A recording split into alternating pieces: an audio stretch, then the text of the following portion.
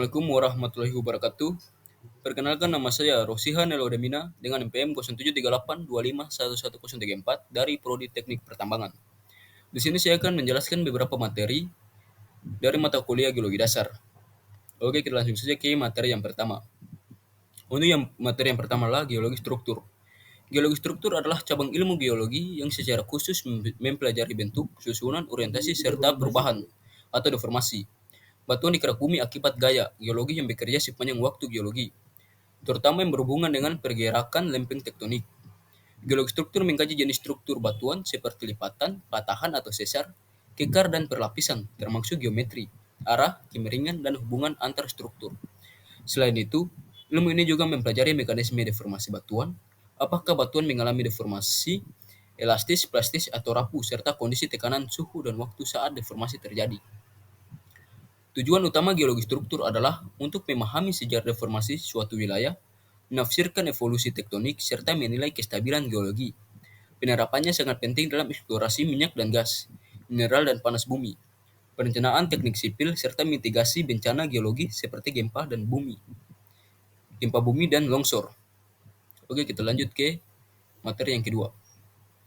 Materi yang kedua adalah tektonik lempeng.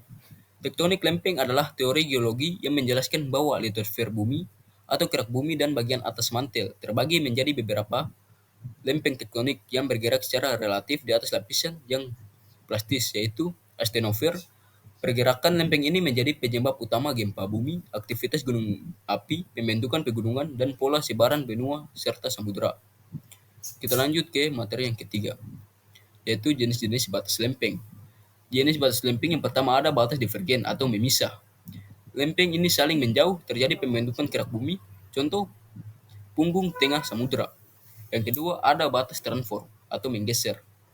Lempeng ini saling menggeser sejajar, tidak membentuk atau menghancurkan kerak, contoh sesar San Andreas. Yang ketiga ada batas konvergen atau bertumbukan. Lempeng saling mendekat, terjadi subduksi atau tumbukan benua. Dampak gempa bumi, gunung api, pegunungan. Contoh subduksi lempeng Indo-Australia di bawah Eurasia Indonesia. Kita lanjut ke materi yang keempat.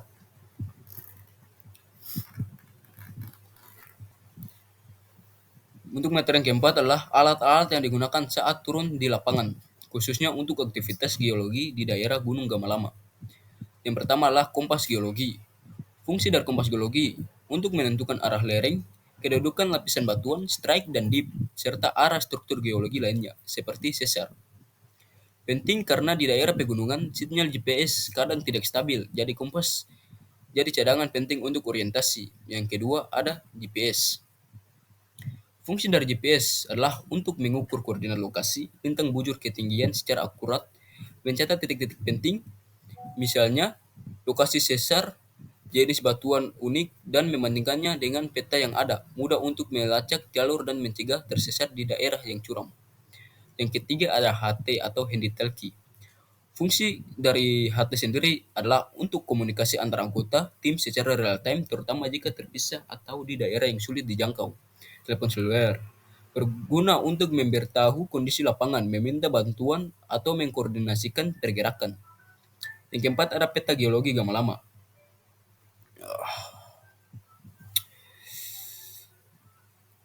Fungsi dari peta geologi untuk memberikan gambaran awal tentang jenis batuan, struktur geologi, dan sejarah aktivitas vulkanik Gunung Gamalama.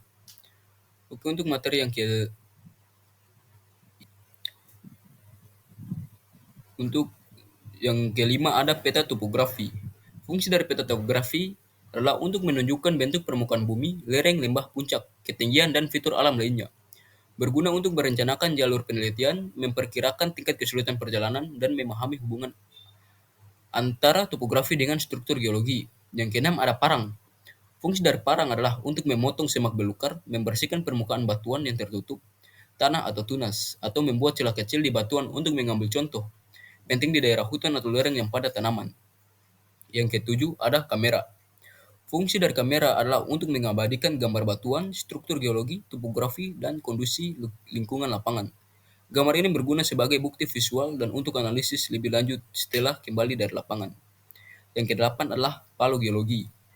Fungsi dari paleogeologi adalah untuk mengambil contoh batuan, atau sampel dengan cara memukul atau memecah batuan agar mendapatkan bagian yang utuh dan representatif. Juga bisa digunakan untuk membersihkan permukaan batuan agar tekstur dan komposisinya lebih jelas.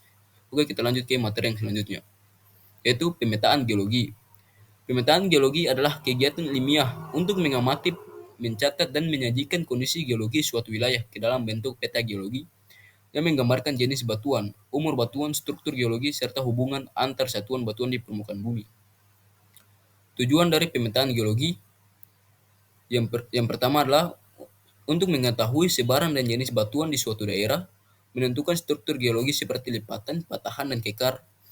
Tiga, memahami sejarah geologi dan evolusi tektonik suatu wilayah. Yang keempat, menjadi dasar eksplorasi sumber daya alam, mineral, minyak, dan gas, air tanah. Dan kelima, mendukung perencanaan wilayah dan mitigasi bencana geologi. Oke, untuk stratigrafi. Stratigrafi berasal dari kata Latin starum atau lapisan dan Yunani graphia,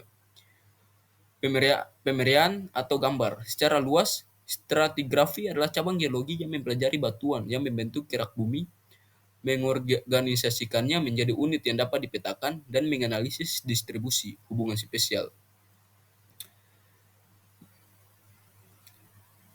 spesial, urutan waktu, serta menginterpretasikan sejarah bumi. Ilmu ini terutama berfokus pada batuan sedimen dan batuan vulkanik berlapisan. Oke, itu saja, kurang dan lebihnya saya mohon maaf. Wabil taufiq wal hidayah. Wassalamualaikum warahmatullahi wabarakatuh.